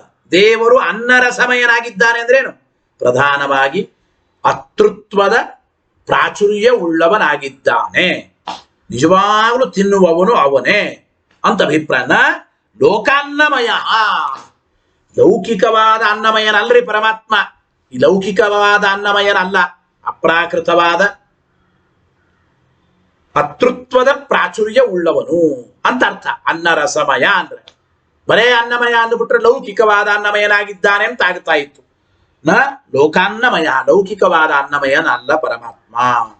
ಇತಿ, ಇದನ್ನ ತಿಳಿಸೋದಕ್ಕಾಗೇನೆ ಶರೀರಗಂ, ಎಲ್ಲ ಶರೀರದಲ್ಲಿರುವ ಪರಮಾತ್ಮನಿಗೆ ಶರೀರಗಂ ತಂ, ಎಲ್ಲ ಶರೀರದಲ್ಲಿರುವ ಪರಮಾತ್ಮನನ್ನ ರಸಶಬ್ದೇನ ವಿಶಿನಷ್ಟಿ, ರಸ ಎಂಬ ಶಬ್ದದ ವಿಶೇಷಣವನ್ನ ಶ್ರುತಿ ಕೊಟ್ಟಿದೆ ಅಂತ ಅಭಿಪ್ರಾಯ. ಅಂದ್ರೆ ಭಗವಂತ ಲೌಕಿಕವಾದ ಅನ್ನಮಯನಾದವನಲ್ಲ. ಆ ಪರಮಾತ್ಮ ಪ್ರಧಾನವಾಗಿ ಅಪ್ರಾಕೃತವಾದ ಅತೃತ್ವದ ಪ್ರಾಚುರ್ಯ ಉಳ್ಳವನು, ಪ್ರಧಾನವಾಗಿ ಎಲ್ಲವನ್ನ ತಿನ್ನುವ ಅನ್ನ ಶಬ್ದ ವಾಚ್ಯನಾದವನು ಪರಮಾತ್ಮನೇ. ಆದ್ದರಿಂದ ಅತೃತ್ವದ ಪ್ರಾಚುರ್ಯ ಉಳ್ಳವನಾಗಿದ್ದಾನೆ ಪರಮಾತ್ಮ. ಇದನ್ನ ತಿಳಿಸೋದಕ್ಕಾಗಿ ಶ್ರುತಿ ಪರಮಾತ್ಮನಿಗೆ ರಸ ಎಂಬ ಶಬ್ದದಿಂದ ವಿಶೇಷಣವಾಗಿ ಹೇಳಿದೆ. ಅಂದ್ರೆ ರಸ ಎಂಬ ಶಬ್ದವನ್ನು ವಿಶೇಷಣವಾಗಿ ಕೊಟ್ಟಿದೆ. ಬರೀ ಅನ್ನಮಯ ಅಲ್ಲ, ಅನ್ನ ರಸಮಯ ಅಂಬೋದು ಹೇಳಿದೆ ಅಂತ ಒಟ್ಟು ಈ ಶ್ಲೋಕಾಭಿಪ್ರಾಯ. ಟೀಕರಾಯರು ಏನ್ ಬರೀತಾರೆ ಸುಧೆಯಲ್ಲಿ ನೋಡಿ. ರಸ ಶಬ್ದೋ ಹಿ ಸಾರವಾಚಿ. ರಸ, ರಸ ಅಂದ್ರೆ ಏನ್ರಿ? ರಸ ಒಳ್ಳೆ ಸಾರ ಅಂತ ಅಭಿಪ್ರಾಯ. ಗೊತ್ತಾಯ್ತು? ಸಾರಿನಲ್ಲಿ ರಸ ಇರಬೇಕು, ಸಾರ ಇರಬೇಕ್ರಿ. ಸಾರ ಭಾಗವೇ ಸಾರು. ಸಾರು ಸಾರು ಅಂತ ಯಾತ ಕರೀತಾರೆ ಗೊತ್ತೇನು? ಹುಣಸೆಹಣ್ಣು, ಸಾರಿನ ಪುಡಿ, ಒಳ್ಳೆ ಕೊಬ್ಬರಿ ನೀರು, ಆ ಎಲ್ಲದರ ಸಾರ ಭಾಗವೇ ಇದು ರಸ. ರಸಂ ಅಂದ್ರೆ ಸಾರು. ಹೇಳುವಂತೆ ನಿಮಗೆ ತಿಳಿಯೋದಕ್ಕೆ ಅರ್ಥ ಹೇಳ್ತಾ ಇದ್ದೀನಿ. ಅದು ನೋಡಿ, ಒಟ್ಟು ರಸ ಎಂಬ ಶಬ್ದಕ್ಕೆ ಸಾರ, ರಸ ಶಬ್ದೋ ಹಿ ಸಾರವಾಚಿ. ರಸ ಎಂಬ ಶಬ್ದಕ್ಕೆ ಸಾರ ಸಾರ ಅಂತ ಅರ್ಥ. ಯಾಕೆಂದ್ರೆ ಇದೆಲ್ಲ ಪರ್ಯಾಯ ಶಬ್ದಗಳು. ರಸ, ಸಾರ, ವರ ಎಲ್ಲ ಪರ್ಯಾಯ ಶಬ್ದಗಳು. ರಸಸಾರೋ ವರಶ್ಚೇತಿ. ರಸ, ಸಾರ, ವರ ಇತಿ ಶಬ್ದಾಃ ಪರ್ಯಾಯವಾಚಕಾಃ ಇತಿ ವಚನಾತ್. ರಸಸಾರೋ ವರಶ್ಚೇತಿ ಶಬ್ದಾಃ ಪರ್ಯಾಯವಾಚಕಾಃ. ಅಮರಕೋಶದಲ್ಲಿ ಬರೋ ಮಾತು ಬಹುಶಃ ರಸಸಾರೋ ವರಶ್ಚೇತಿ ಶಬ್ದಾಃ ಪರ್ಯಾಯವಾಚಕಾಃ ಇತಿ ವಚನ ಎಂಬ ಮಾತನ್ನು ಹೇಳ್ತಾ ಇದ್ದ. ತತಶ್ಚ ಅನ್ನರಸಃ ಅನ್ನಸಾರಃ. ಪರಮಾತ್ಮನನ್ನ ಈ ಶ್ರುತಿಯಲ್ಲಿ ಉಪನಿಷತ್ತಿನಲ್ಲಿ ಸವಾಯೇಶ ಪುರುಷೋನ್ನರಸಮಯ, ಅನ್ನರಸಮಯ ಅಂತ ಕರೆದರು. ಅಂದ್ರೆ ಪರಮಾತ್ಮ ಅನ್ನರಸ ಅಂದ್ರೆ ಅನ್ನ ಸಾರ. ಅನ್ನದ ಸಾರ ಉಳ್ಳವನು ಅಂದ್ರೇನು? ಅತೃತ್ವದ ಪ್ರಾಚುರ್ಯ ಉಳ್ಳವನು, ಅನ್ನ ಪ್ರಾಚುರ್ಯ ಉಳ್ಳವನು. ಪ್ರಧಾನವಾಗಿ ಎಲ್ಲರಿಗೂ ಉಪಜೀವ್ಯ, ಪ್ರಧಾನವಾಗಿ ಎಲ್ಲವನ್ನು ತಿನ್ನುವವನು. ಆ ಅರ್ಥದಲ್ಲಿ ಅನ್ನ ರಸಮಯ ಅಂತ ಅಭಿಪ್ರಾಯ. ಅನ್ನದ ಸಾರ ಉಳ್ಳವನು, ಅನ್ನದ ಪ್ರಾಚುರ್ಯ ಉಳ್ಳವನು ಎಂಬ ಅರ್ಥದಲ್ಲಿ ಅನ್ನ ರಸಮಯ ಅಂತ ಬಳಸಿದ್ದಾರೆ. ಇಷ್ಟ ಅಭಿಪ್ರಾಯ ಆಯಿತು. ಆಮೇಲೆ ಅನ್ನ ಶಬ್ದಾರ್ಥೇಶು ಮುಖ್ಯಾರ್ಥ ಅತೃತ್ವಾದಿ ಲಕ್ಷಣ ತತ್ಪ್ರಚುರ ಇತ್ಯುಕ್ತಂ ಭವತಿ ಹೇಳ್ತಾ ಇದ್ದಾರೆ. ಒಟ್ಟು ಅನ್ನ ರಸಮಯ ಎಂಬ ಶಬ್ದಕ್ಕೆ ಏನು ಅರ್ಥ ಹೇಳದಂಗಾಯ್ತಪ್ಪ? ಅನ್ನ ಶಬ್ದಾರ್ಥಗಳಲ್ಲಿ ಮುಖ್ಯವಾದ ಅರ್ಥ ಅತೃತ್ವ. ಅನ್ನ ಅಂದ್ರೆ ಅತ್ತ, ಎಲ್ಲದಕ್ಕೂ ಉಪಜೀವ್ಯ, ಎಲ್ಲವನ್ನು ತಿನ್ನುವವನು ಎಂಬ ಮಾತನ್ನು ಹೇಳ್ತಾ ಇದ್ದಾರೆ. ಟೀಕರಾಯರ ಸುಧಾವಾಕ್ಯ ಓದಿ. ಅನ್ನ ಶಬ್ದಾರ್ಥೇಶು ಮುಖ್ಯಾರ್ಥ ಅತೃತ್ವಾದಿ ಲಕ್ಷಣ ತತ್ಪ್ರಚುರ ಇತ್ಯುಕ್ತಂ ಭವತಿ ಅಂದ್ರೆ ಅರ್ಥ ಅಭಿಪ್ರಾಯ ಏನಾಯಿತು ನೋಡ್ರಿ.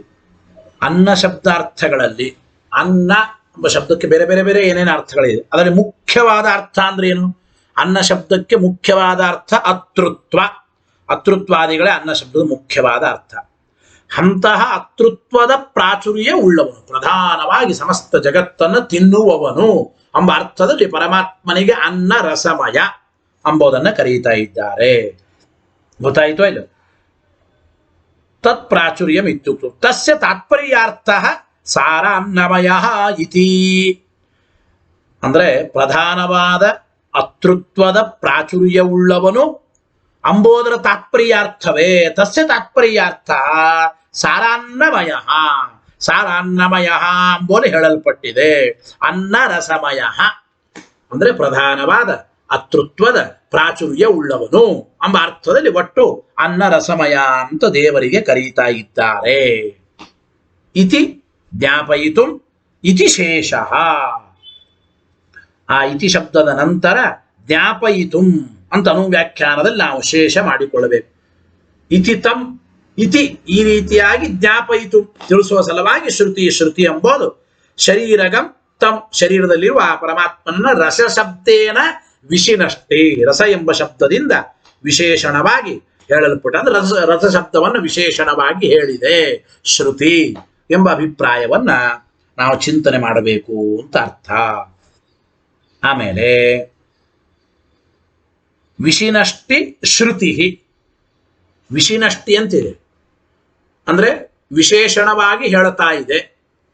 ರಸ ಎಂಬ ಶಬ್ದವನ್ನ ಪರಮಾತ್ಮನಿಗೆ ವಿಶೇಷಣವಾಗಿ ಹೇಳ್ತಾ ಇದೆ. ಅಂದ್ರೆ ಪ್ರಧಾನವಾದ ಅತೃತ್ವದ ಪ್ರಾಚುರ್ಯವುಳ್ಳವನು ಎಂಬ ಅರ್ಥವನ್ನು ತಿಳಿಸೋದಕ್ಕಾಗೇನೆ ರಸಶಬ್ದವನ್ನ ಪರಮಾತ್ಮನಿಗೆ ವಿಶೇಷಣವಾಗಿ ವಿಶಿನಷ್ಟಿ ಹೇಳ್ತಾ ಇದೆ. ಯಾವುದು ಹೇಳ್ತಾ ಇದೆ?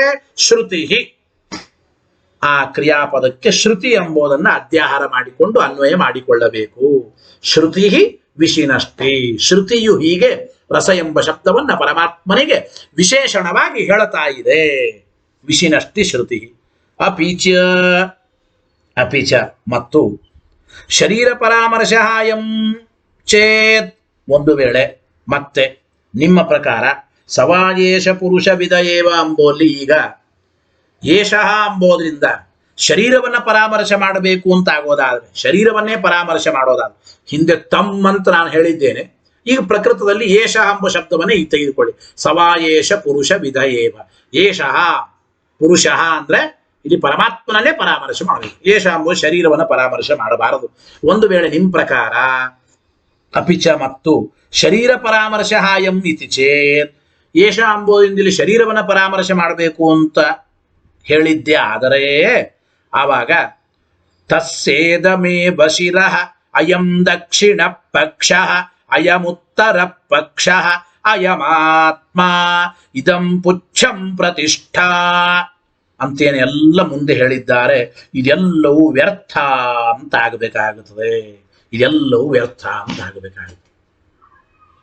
ಅಂದ್ರೆ ನೋಡಿ, ಏಷಃ ಪುರುಷ ಎಂಬುದರಿಂದ ಶರೀರವನ್ನು ಪರಾಮರ್ಶೆ ಮಾಡಬೇಕಾದ್ರೆ ಇದು ತಲೆ,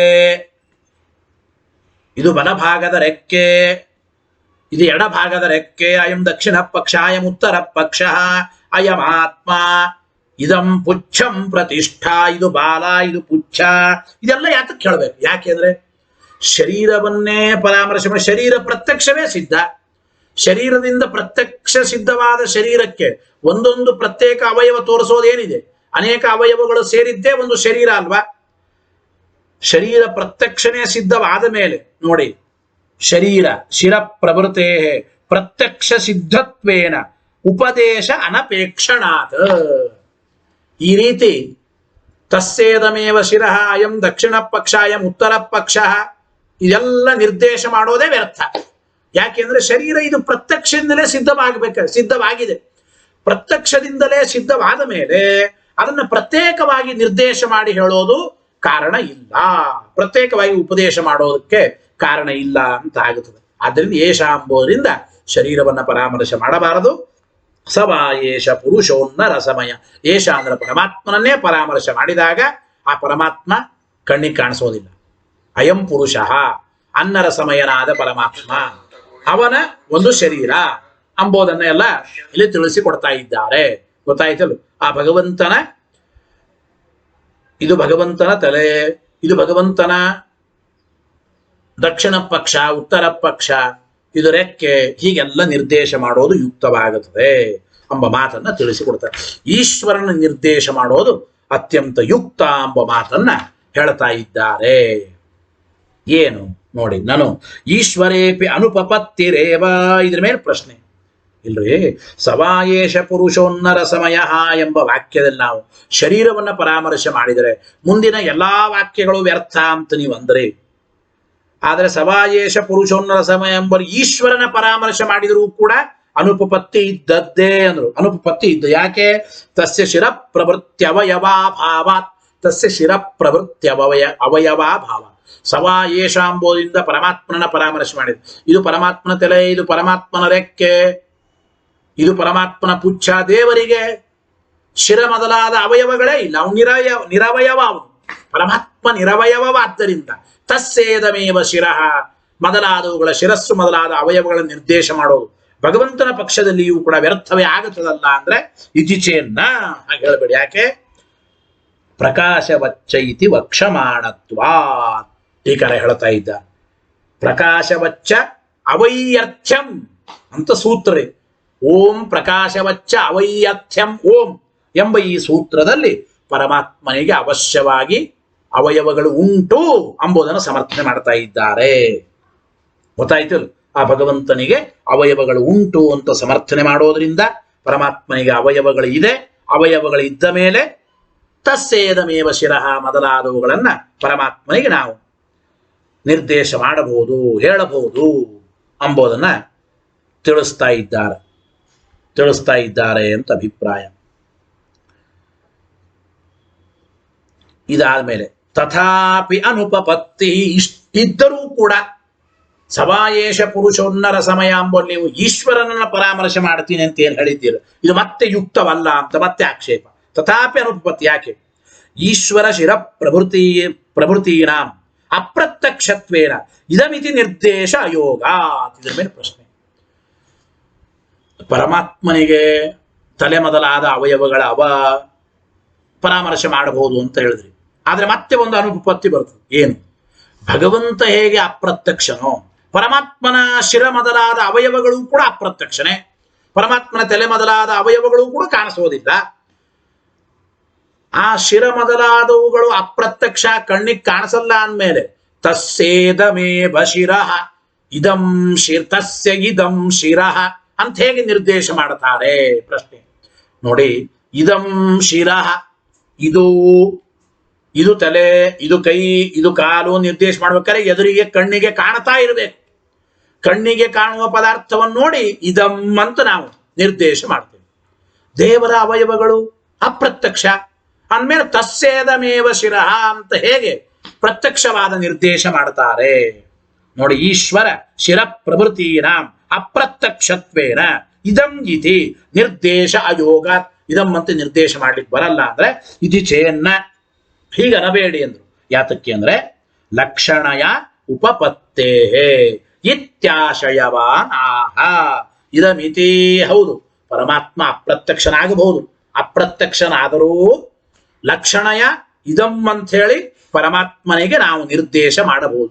ಪರಮಾತ್ಮನ ಅವಯವಗಳಿಗೆ ನಾವು ಲಕ್ಷಣಯ ಇದಂ ಅಂತ ಹೇಳಿ ನಿರ್ದೇಶ ಮಾಡಬಹುದು ಎಂಬ ಅಭಿಪ್ರಾಯದಿಂದ ಆಚಾರ್ಯರು ಮುಂದಿನ ಶ್ಲೋಕದಲ್ಲಿ ಹೇಳ್ತಾ ಇದ್ದಾರೆ. ಏನು? ಇದಮಿತ್ತೇವ ನಿರ್ದೇಶ ವಸ್ತ್ರ ಪ್ರಾವೃತವದ್ವಿಭೋ. ಹೇಳಿ ಶ್ಲೋಕ. ಇದಮಿತ್ತೇವ ನಿರ್ದೇಶ ವಸ್ತ್ರ ಪ್ರಾವೃತವದ್ವಿಭೋ ಶಿರ ಆದೇ ಭವೇಜ್ಜೀವ ಶಿರ ಆದೌ ವ್ಯವಸ್ಥಿತೇ. ಏನರ್ಥ ಗೊತ್ತ ಶ್ಲೋಕಕ್ಕೆ? ವಿಭೋ ಸರ್ವಸಮರ್ಥನಾದ ಪರಮಾತ್ಮನ ಶಿರಸ್ಸು ಮೊದಲಾದವುಗಳಿಗೆ ವಿಭೋಹ ಶಿರ ಆದೇಹೆ ಹಿಂಗ ಹೇಳೋದು. ವಿಭೋಹ ಸರ್ವಸಮರ್ಥನಾದ ಪರಮಾತ್ಮನ ಶಿರ ಆದೇಹೆ ತಲೆ ಮೊದಲಾದ ಅವಯವಗಳಿಗೆ ಅವುಗಳು ಜೀವನ ಶಿರಸ್ಸು ಮೊದಲಾದವುಗಳಲ್ಲಿ ಇರುವ ಕಾರಣ. ಅಂದ್ರೆ ಪರಮಾತ್ಮನ ಅವಯವಗಳು ಜೀವರ ಅವಯವಗಳಲ್ಲಿ ಇದೆ. ಅಂದ್ರೆ ಪರಮಾತ್ಮ ಹೇಗೆ ಜೀವಾಂತರ್ಯಾಮಿಯಾಗಿದ್ದಾನೆ, ಪರಮಾತ್ಮ ಹೇಗೆ ಜೀವರಲ್ಲಿ ಇರುತ್ತಾನೆ, ಹಾಗೆ ಪರಮಾತ್ಮನ ಅವಯವಗಳು ಕೂಡ ಜೀವರ ಅವಯವದಲ್ಲಿ ಇರೋ ಕಾರಣ ವಸ್ತ್ರ ಪ್ರಾವೃತವತ ಬಟ್ಟೆ ಮುಚ್ಚಿದ ಜಾನು. ನೋಡಿ, ಇದು ಮೊಳಕಾಲು ಅಂತ ನಾವು ಬಡ್ಕೊಳ್ತೀವಿ. ಇದು ಮೊಳಕಾಲು, ಇದು ಮೊಳಕಾಲು ಅಂದ್ರೆ ನಾವು ಬಡಿಯೋದು ಬಟ್ಟೆಗೆ. ಬಟ್ಟೆ ಮುಚ್ಚಿದ ಮೊಳಕಾಲು ಒಳಗಡೆ ಇದೆ, ಮಂಡಿ ಒಳಗಡೆ ಇದೆ. ಮಂಡೆ ಮೇಲೆ ಈಗ ಬಟ್ಟೆ ಮುಚ್ಚಿದೆ. ಇದು ಎದೆ ಅಂತ ಹೇಳ್ತೇವೆ. ಬಟ್ಟೆ ಮುಚ್ಚಿದ ಎದೆ. ಬಟ್ಟೆಯನ್ನು ನೋಡಿ ಇದಂ ಗೊತ್ತಾಯ್ತು ಅಲ್ಲ, ನಾವು ಹೀಗೆ ಹೇಳ್ತೇವೆ. ಉರಸ್ ಅಂತ, ಉರಸ್ ಅಂದ್ರೆ ತೊಡೆ, ಈ ಕಡೆ ಊರು ಅಂದ್ರೆ ತೊಡೆ, ಉರಸ್ ಅಂದ್ರೆ ಎದೆ. ಇದು ಜಾನು ಅಂತ ಕರೀತೇವೆ. ಬಟ್ಟೆಯಿಂದ ಮುಚ್ಚಿದ ಮೊಳಕಾಲನ್ನ ಇದಂ ಅಂತ ಹೇಗೆ ಪರಾಮರ್ಶ ಮಾಡ್ತೇವೋ, ವಸ್ತ್ರ ಪ್ರಾವೃತವತ ಇದಂ ಇತ್ತೇವ ನಿರ್ದೇಶ. ಯಾಕೆ ಅಂತಂದರೆ ಜೀವಶಿರ ಆದವು, ಜೀವರ ಶಿರಸ್ಸು ಮೊದಲಾದ ಅವಯವಗಳಲ್ಲಿ ವಿಭೋಹೋ ಶಿರ ಆದೇಹೇ ಭವೇತ್, ಪರಮಾತ್ಮನ ತಲೆ ಮೊದಲಾದ ಅವಯವಗಳು ಇರುತ್ತವೆ ವ್ಯವಸ್ಥಿತೆ. ಈ ಒಂದು ವ್ಯವಸ್ಥೆ ಇರೋದ್ರಿಂದ ಅವಶ್ಯವಾಗಿ ಇದಂ ಅಂತ ನಾವು ವ್ಯವಹಾರ ಮಾಡಬಹುದು. ಅಂದ್ರೆ ಜೀವನ ಕೈ ನೋಡಿ, ಇದು ಪರಮಾತ್ಮನ ಕೈ, ವಸ್ತುತಃ ಇದು ಜೀವನ ಕೈ.